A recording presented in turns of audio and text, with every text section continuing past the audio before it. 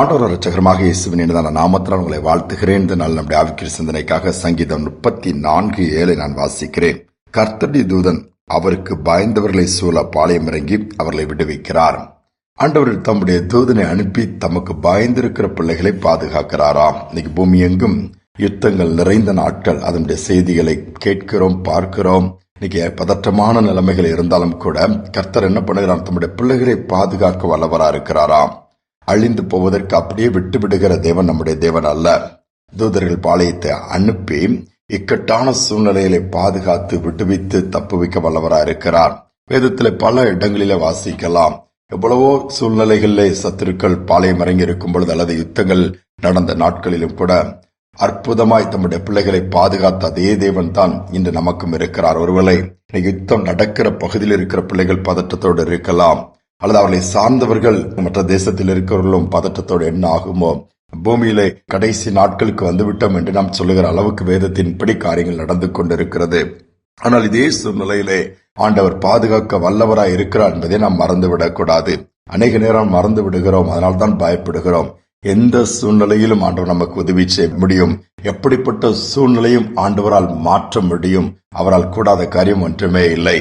ஒரு யுத்த காலம், எங்கு பார்த்தாலும் யுத்தங்கள் நடந்துட்டு இருக்கும் பொழுது குறிப்பிட்ட ஒரு தேசத்தை சேர்ந்த விமானம் குண்டு போடுவதற்காக போயிருக்கும் போது அதுல 2 வாலிபர்கள் இருக்கிறார்கள்.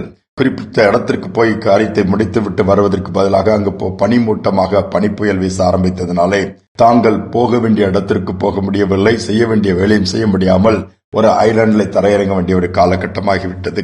என்ன செய்வது என்று சொல்லி பார்த்து தப்பித்தால் போதும் என்று சொல்லி தரையிறங்கிறால் பார்த்தால் அது எதிரினுடைய அந்த ஐலாண்ட், அந்த தீவு எதிரிக்குரியதா இருக்கிற நாமளாகவே போய் மாட்டிக்கொண்டோமோ என்று சொல்லி ஒரு பயம் அவர்களுக்கு ஏற்பட்டு விட்டது. அடுத்து என்ன செய்வது? எதிரிகளும் கண்காணித்து பார்த்து இவர்களை சுட்டுத் தள்ளுவதற்கு ஆயத்தமாகி விட்டார்கள். அடுத்து எப்படி தப்புவிவது, எப்படி நாம் இதிலிருந்து வெளியே வருவது? ஒண்ணுமே வழி இல்லாமல் இருக்கும் பொழுது 2 வாலிபர்களும் செய்த காரியம் என்ன? அந்த விமானத்திலே விட்டு இறங்கி அப்படியே கரங்களை பிடித்து ஜபிக்க ஆரம்பித்தார்களாம். ஜபித்து ஆரம்பித்து கண்ணுமூடி வந்து பனிப்புயல் வேகமாய் வீச ஆரம்பித்தது. இவர்களை தாக்கவில்லை. இவர்கள் சுற்றியிருந்த பகுதியை தாண்டி சத்துருக்கள், அதாவது எதிரிகள் அவர்களை நெருங்க முடியாதபடி அவருடைய கண்களுக்கு இவர்களை மறைத்து விட்டது. அவர்கள் போராடி எவ்வளவோ முன்னேறி பார்த்தாலும் அவர்களால் முன்னேற முடியாத அளவு ஒரு பனி புயலை அனுப்பி கர்த்தர் என்ன பண்ணுகிறார்? அந்த இடத்துல சூழ்நிலையை மாற்றிவிட்டார். கொஞ்ச நேரம் ஆனது. இவங்க ஜெபத்தை முடித்துவிட்டு பார்த்தால் சத்துருக்கள் அருகில் வர முடியாத மற்ற பகுதியெல்லாம் பனியினால் எப்படி பனி புயல் வீசுவதை பார்த்து விட்டு அப்படியே அமர்ந்திருக்கிறார். திடீரென்று இவர்களுக்கு ஒரு இடைவெளியில் ஒரு வழி பிறந்தது. உடனே தங்கள் விமானத்தை எடுத்துக்கொண்டு வேகமாய் பறந்து தங்களுடைய தேசத்துக்குள் போய்விட்டார்களாம். பாருங்கள் எவ்வளவு அழகாய் ஆண்டவர் நடத்துகிறார். எந்த சூழ்நிலையாக இருந்தாலும் ஜெபிக்கும் பொழுது, எந்த சூழ்நிலையில் இருந்தாலும் கர்த்தருக்கு பயந்து அவரை சார்ந்து கொள்ளும் பொழுது தம்முடைய தூதர்களை அனுப்பி விடுவிப்பார். அல்லது பனிப்புயலை அனுப்பி அவர்களை விடுவித்தது போல ஒவ்வொரு காலகட்டத்திலும் ஒவ்வொரு சூழ்நிலையிலும் எப்படியாவது நம்முடைய தேவன் நமக்காக காரியங்களை செய்து முடிக்க வல்லவராக இருக்கிறார். ஆனால் சோர்ந்து போக வேண்டாம். உங்கள் இருதயங்கள் கலங்காதிருப்பதாக சொன்ன வார்த்தையின்படி கலக்கத்தோடு என்ன செய்வது, எப்படி இருக்கிறது, என்றைக்கு முடிவு வரும், இப்படியே தான் போகுமா, பலவித குழப்பங்கள் நம்முடைய மனதிலே ஓடிக்கொண்டிருக்கும். அல்லது பிசாசன் பலவித நெகட்டிவான அவிசுவாசமான காரியங்களை நமக்கு காண்பித்துக் கொண்டு பேசிக்கொண்டே இருப்பான்.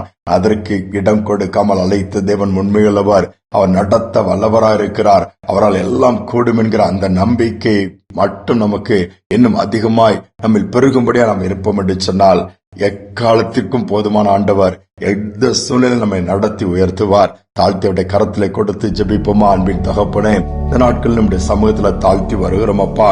எங்கு பார்த்தாலும் போராட்டங்களும் கஷ்டங்களும் நஷ்டங்களும் வேதனையான அனுபவங்கள் நிறைந்த காலகட்டத்துக்குள் நாங்கள் வந்துவிட்டோம். இது ஒரு யுத்த காலமாக பார்க்கிறோம் அப்பா.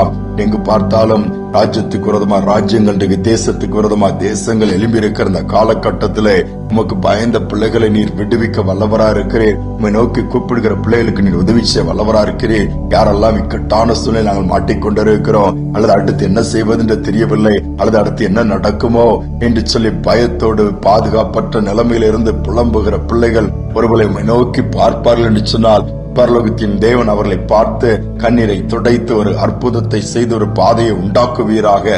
செய்வதற்காய் ஸ்தோத்திரம். என் மகிமையான தேவன் என் மகிமையாய் வெற்றி சிறக்க பண்ணுவதற்காய் ஸ்தோத்திரம். இந்த நாள் முழுவதும் கரம் கூட இருக்கட்டும். தேசங்களிலே சமாதானம் இருக்கட்டும் அப்பா. எல்லா சமாதான குறைவை எடுத்து போடுங்க. யுத்தங்களை ஓய பண்ணுங்க. தேசத்தை ஆளுக தலைவர்களுக்குள்ளே அப்பா ஒருவருக்கொருவர் விட்டு கொடுத்து மேன்மை எண்ணத்தக்கதாய், ஒருவருக்கொருவர் சமாதானமாய் நடந்து கொள்ளத்தக்கதான அப்படிப்பட்ட இருதயத்தையும் சிந்தனையில் கொடுப்பீராக. இந்த நாளில கூட தகப்பனே, ஜெபிக்கிற ஒவ்வொரு பிள்ளைகளையும் இந்த நேரத்தில் தைரியப்படுத்துங்க, ஆறுதல் படுத்துங்க, பலப்படுத்துங்க. இக்கட்டான சூழ்நிலை இருப்பார்கள் தூதர்களை அனுப்பி தப்பு வைத்து விட்டுவித்து நீர் அப்பா ஆசீர்வாதத்தின் பாதையில நடத்தும்படி நாங்கள் ஜெபிக்கிறோம். தாழ்த்தி ஒப்புக் கொடுக்கிறோம். துதிகனமையும் ஏற்றுக்கொள்ளும். இயேசுவின் நாமத்தில் வேண்டிக் கொள்கிறோம் நல்ல பிதாவே.